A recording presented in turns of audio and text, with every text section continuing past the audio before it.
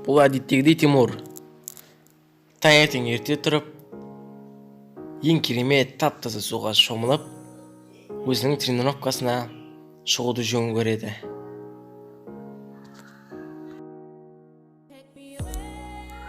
Жаттығу залына жүгіріп бара жатқан Тимур жол бетіне де шығады.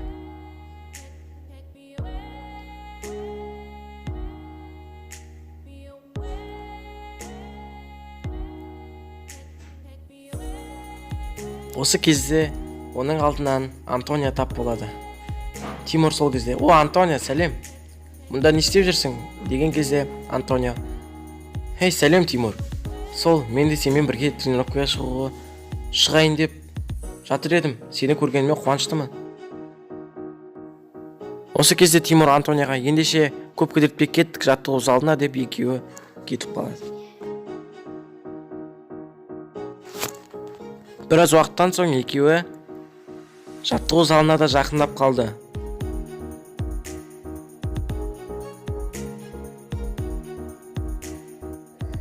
Екеуі жаттығу залында ең бастысы жеңіл жаттығудан бастайды. Екеуі отырып тұрып қыздырынып алады.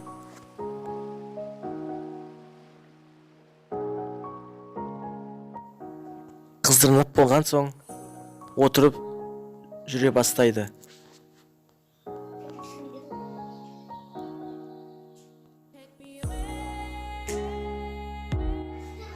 Біраз уақыт өткен соң екеуі жай ғана ойнап төбелесуді жөн көреді.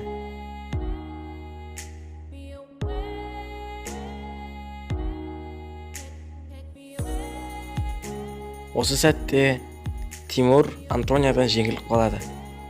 Бірақ та Антония Тимурдан кешірім сұрап, төбелес кезіндегі қызықтарды айтып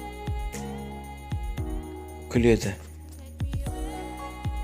Тимур Антонияға: молодец, жақсы қырлады екенсің" деп мақтайды. Ассалаумағалейкум достар, сіздермен мәди достар. Осы серия осындай болды. Енді келесі серия 5-ші серия. Сол видеоға, осы видеоға қай лайкті жинап тастаңыздар, содан кейін келесі серия шығатын болады. Арнаға тіркелмесеңіздер, арнаға тіркеліп колокольчик басып қойыңыздар. Сіздермен болған мәди. Келесі серияда кездескенше сау.